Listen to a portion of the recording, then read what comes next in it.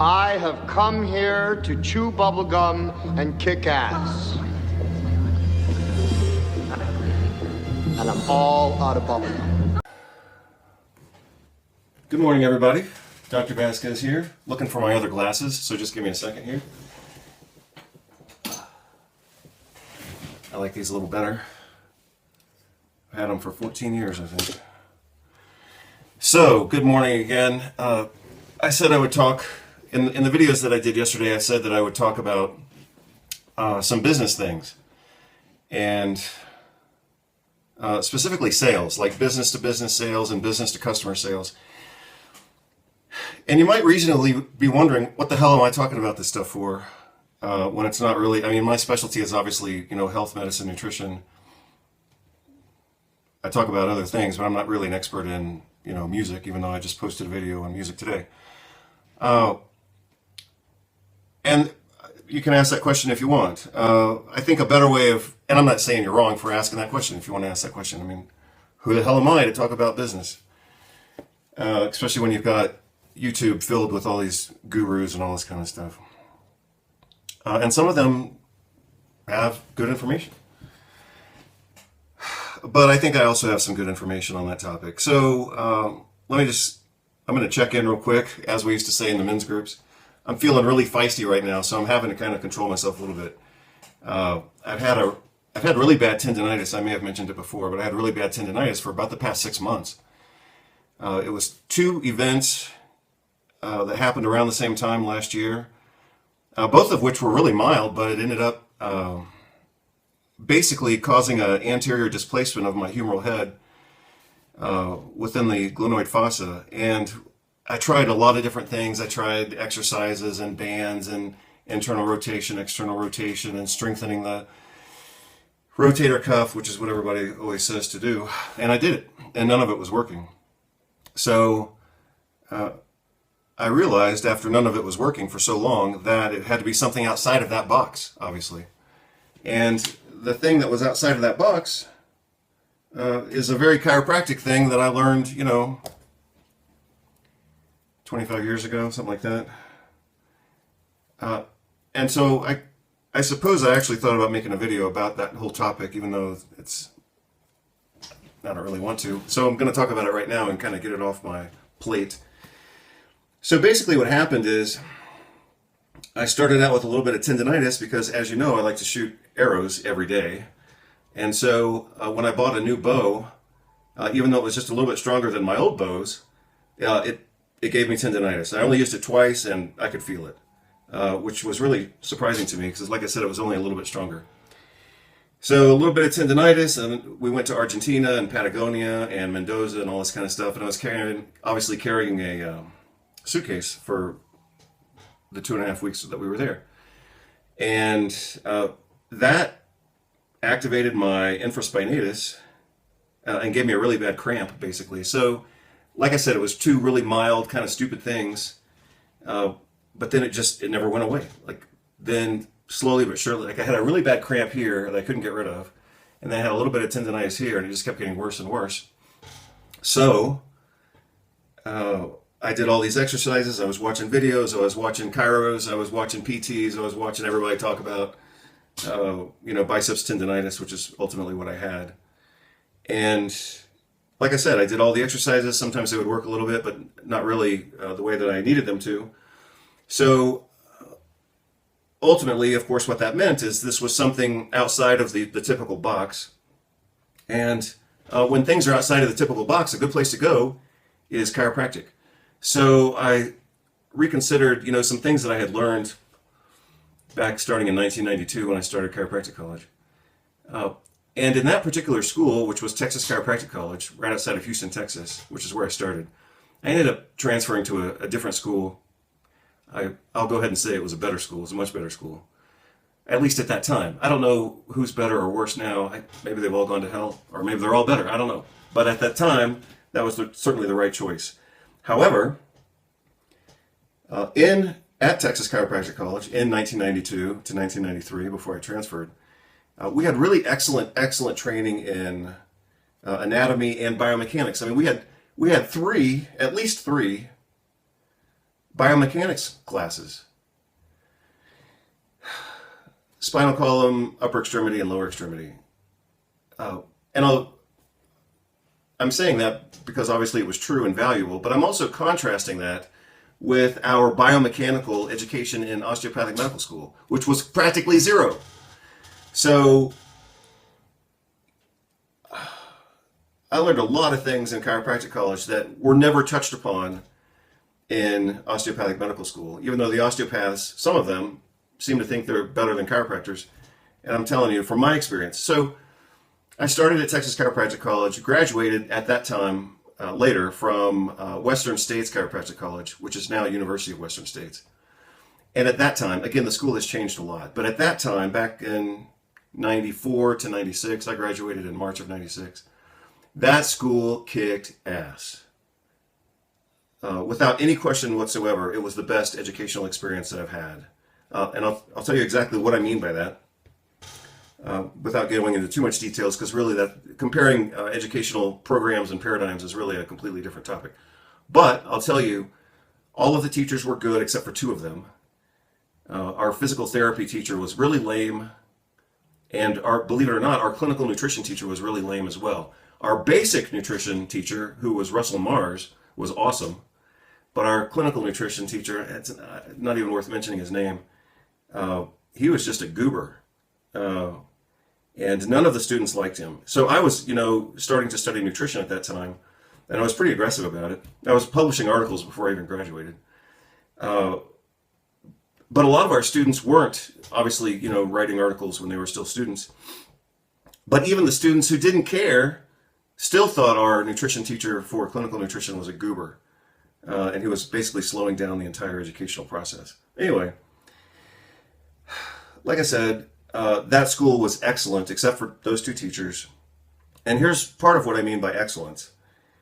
In addition to having some reasonable academic standards, much better than at Texas Chiropractic College, what I noticed, and what totally shocked me, because I'd never seen anything like this before, was that all the teachers knew each other. They were mostly unionized, and so they had good job stability, and they were somehow miraculously accustomed to working together. And so the teachers all knew each other, and they knew what the other teachers were teaching.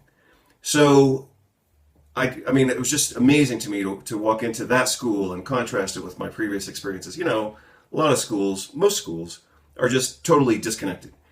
You take a class here, you take a class here, you take a class here. The teachers don't even know each other. And that's these days to be expected for especially undergraduate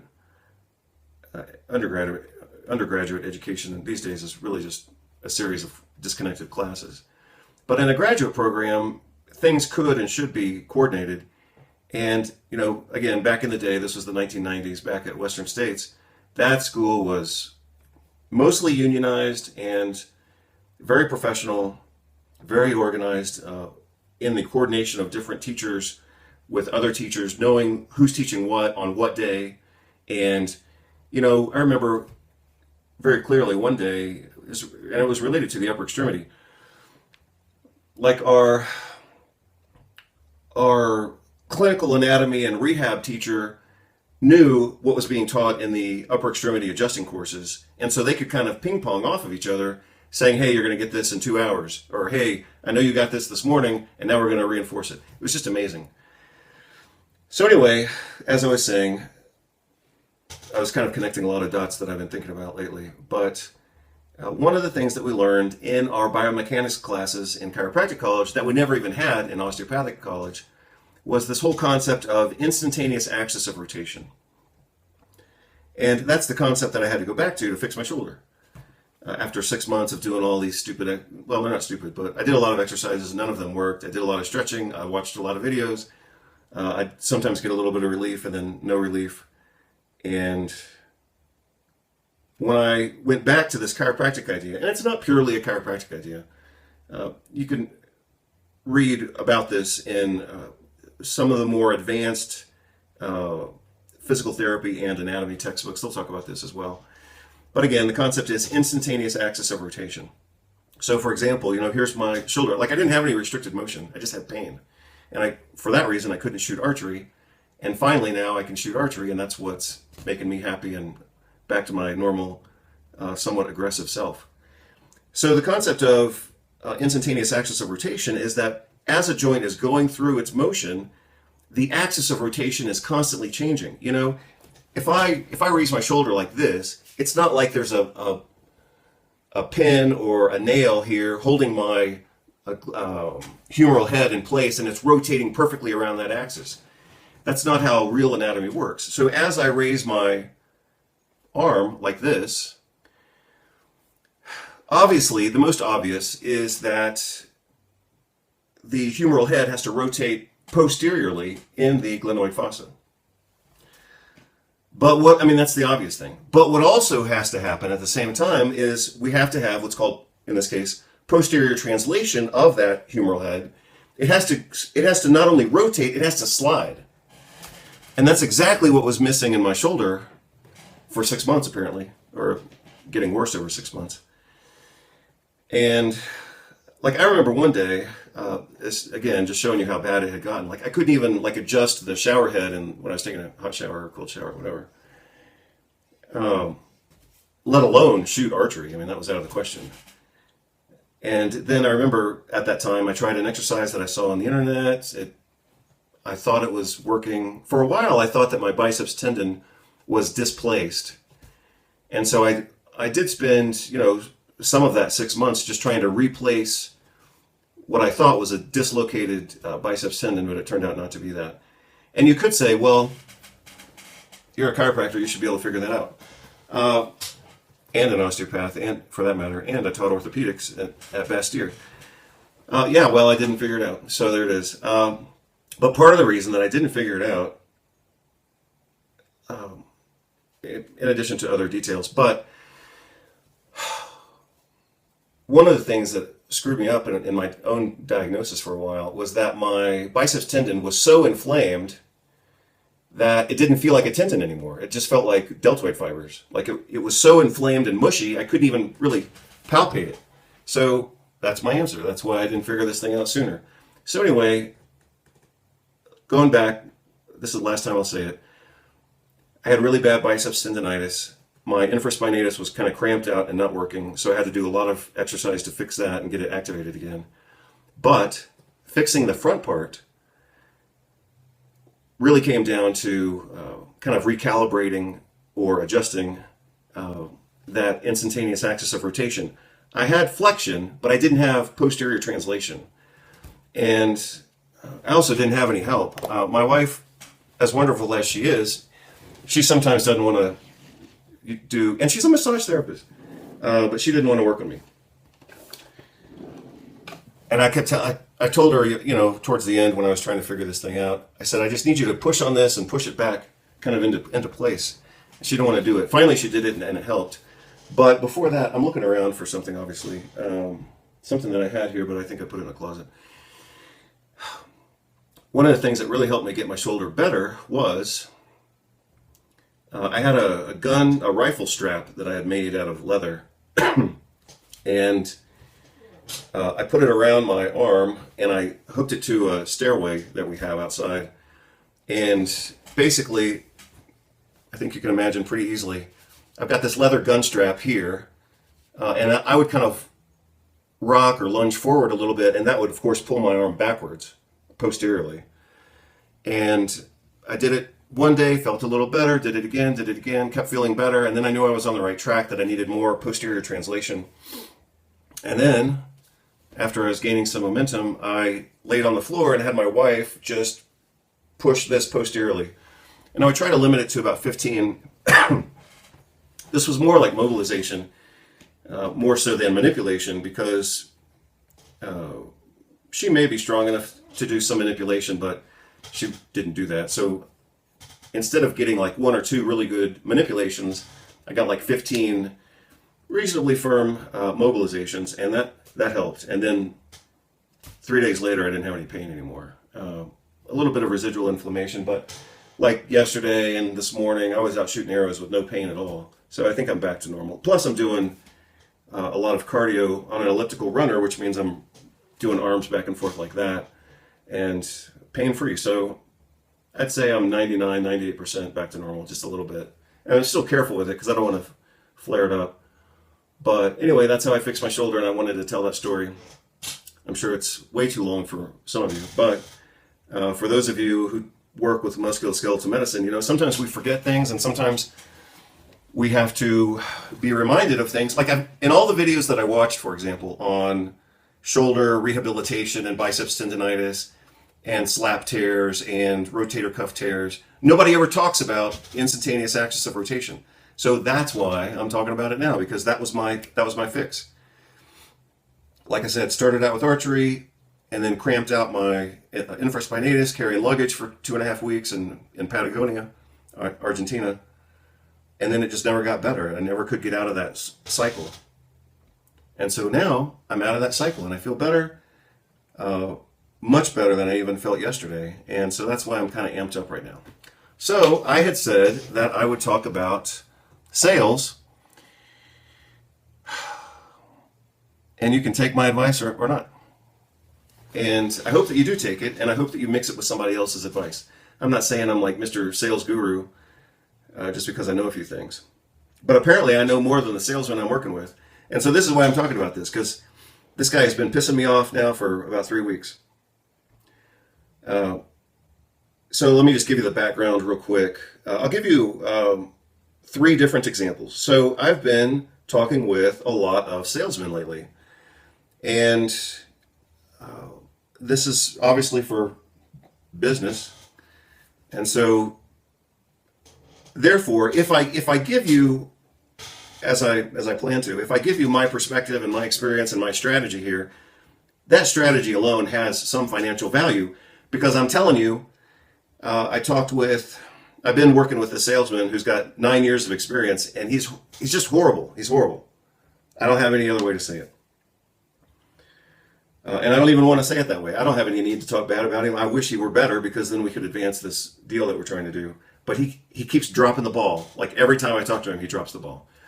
So that was frustrating for me, but it also showed me that, you know, somebody could be a professional salesperson with decades of experience and they still don't know what they're doing. Like they can still suck at their job.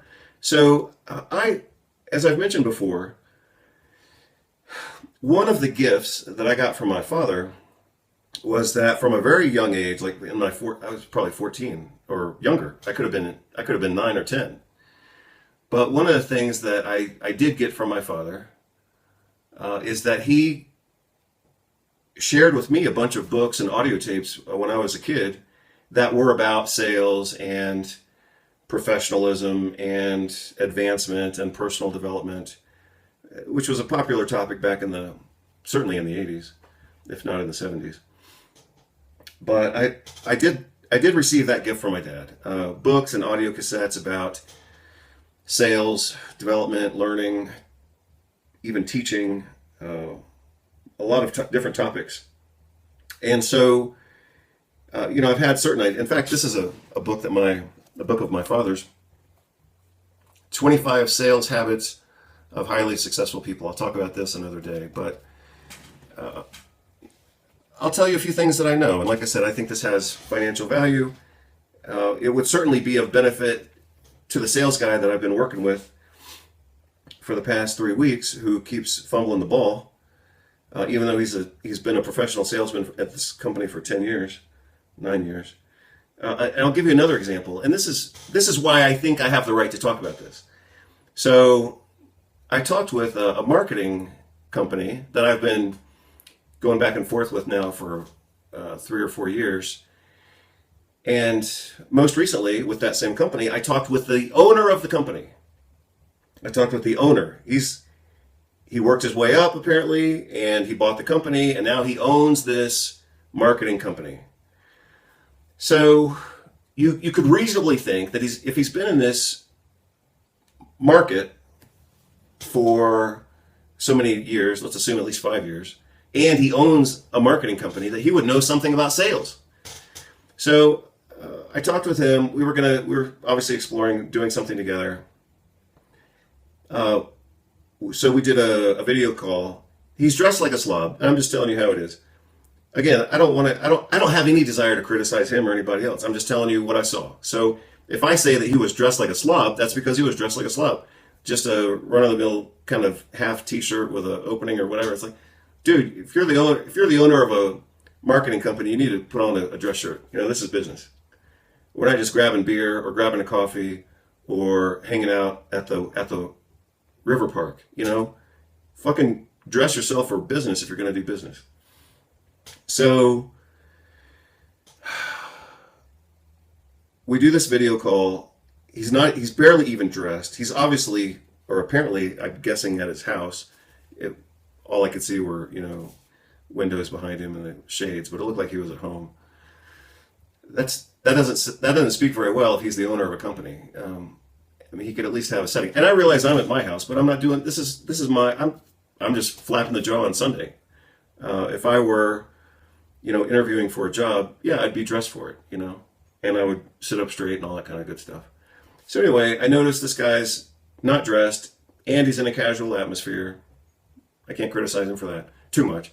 He could have been traveling or whatever, but it wasn't sharp. And he's got no presentation to actually show me what his process is. He's very soft around the details of what we're going to do together. And then he said, well, I'll follow up with you and I'll send you the contract and all this. He never sent the contract. And I don't really care, because by then I wasn't going to work with him anyway. But if he doesn't send a contract and he's the owner of the company, after we've done this kind of interview and feeling out process, then he sure as hell not getting the job. So let me contrast him with another marketing company who I talked with. The guy's professional. He's on the ball. He's got a presentation. He sent me his own presentation. He sent me the contract. We may have done a NDA, non-disclosure agreement as well. I mean, this guy was on the ball and he got the job. He charged me, and I happily paid 26 times more. I paid his company 26 times more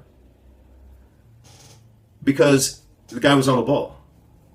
And he's continued to be on the ball. So I signed on with him. He introduced me to his two kind of second and third in command, I presume, something like that. And those guys are bulletproof. So I paid 26 times more money because this guy knows how to put together a presentation and close the sale. That's another thing that I learned from all those books when I was younger, is that you can't just, a person in sales can't just make a sales contact or a sales call or a sales meeting. You got to close the sale. You got to be convincing. You got to put ink on paper and show me the bank transfer, that kind of thing. So it's just amazing to work with a guy who's been in the business. Now he owns a marketing company and he doesn't even know about marketing. He doesn't know how to close the sale, and he doesn't know how to go through certain steps that I'm about to show you, which are considered, you know, pretty standard sequence of events in getting to close the sale, right? So, as I've said before, in other contexts, and I'm not saying this applies to every single aspect of life, like if you want to be creative and do poetry and you know, other aspects of life don't have to have a structure to them. But certain aspects of life really benefit from having a structure. And sales is one of them. So, and it's a sequence. So for example, we're going to look at this book real quick. 25 Sales Habits of Highly Successful People. Stefan Schiffman, America's #1 corporate sales trainer back in whatever time this thing was written. And my dad even highlighted the parts that he likes. So,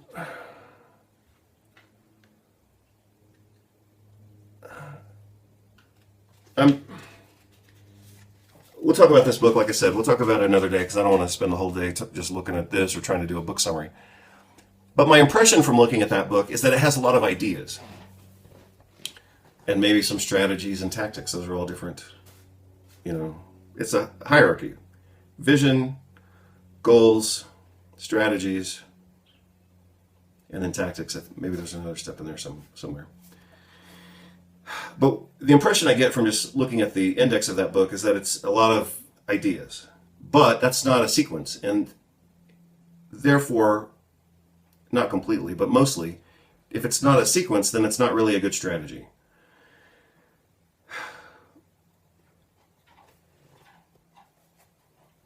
Hold on, I'm hearing noise outside. So it's either birds or people. So I'm going to look at my video cameras real quick.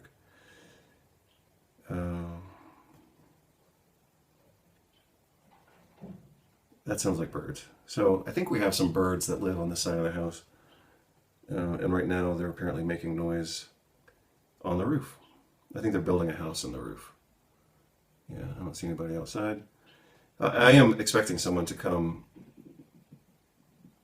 So that's why I'm a little more vigilant than usual. And that's why I've got my phone here, so I can see when this guy shows up. But he's supposed to send me a message before he shows up. So I'll go back and put those ideas back together. Vision, that's kind of the emotional aspect of it. Like, what do you want? What's your perfect world? To make your vision a reality, you have to have goals.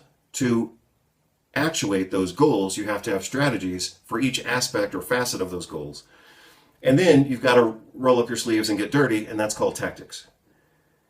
I actually learned that from a guy, a military guy, who we just started talking one day. We were on a plane, and I said, "Hey, those are good-looking boots."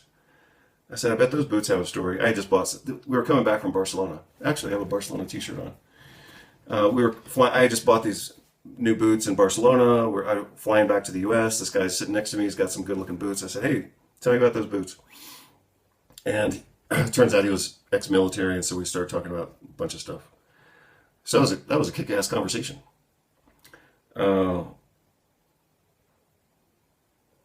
But anyway, he's the one who taught me that. And I've embellished it a little bit. So my version of it is vision, goals, strategy, and then tactics. And I still think I'm missing a step in there. I'll have to look it up in my notes or something like that. So anyway, we're going to talk right now about sales, strategies, and then tactics. So, and I wrote down some notes from an audiobook on sales that I had just accessed last week. I think I just bought it last week. So I'm going to erase a few notes that I've already taken just so we can start with an empty page. And then I'll show you my notes, and then I'll embellish those notes because I think I can make it better than it is, even though I haven't looked at it since I wrote it. So these notes came from a book from a guy who writes about management and sales. So what I'm about to do is take his ideas. I'll give him completely perfect credit for his own ideas, but I'm going to embellish his ideas. But we're starting from a pretty damn good foundation if these are his ideas, because he's a multi-million-dollar, multi-book, international 45-language book seller guy. So he obviously knows how to sell books, and he's got international authority on this topic. And I think we can make his system better. So let's talk about that right now. So this video is basically going out to all the people who actually pay and support my blogs. So I realize I talk about a lot of stuff. I think some of the stuff I talk about is pretty cool. But some of it's casual. But some of it is pretty hardcore and has life value or clinical value or business value, like this. So we're going to play around with these ideas. But again, I think these ideas have legitimate value. I've been working in the real world with two guys whose job is sales, and apparently they don't know this stuff. So apparently it has value in the real world because, I mean, even the owner of a marketing company apparently doesn't know this. And another guy who's been in sales for 9 or 10 years has been effing up our advancement because he doesn't know this stuff.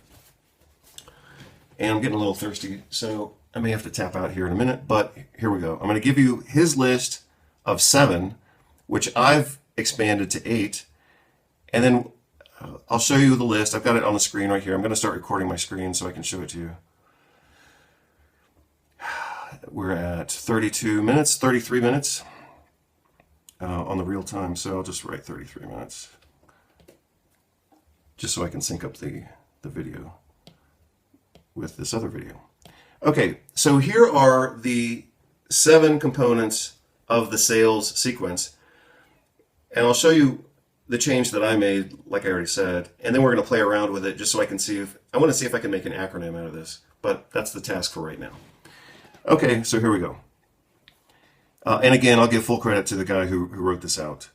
And I presume it's probably not even original to him, but that's the source that I learned it from, so I'll give him credit. I'm sure the credit goes out to, you know, hundreds of thousands of salespeople. According to him, step number 1 is prospecting. His step number 2, so I think I'm going to change step number 1, but I'll get around to that and I'll show you the difference here in a minute. I am recording the screen now, so now I can show it to you. His step number 1 is prospecting. His step number 2 is report.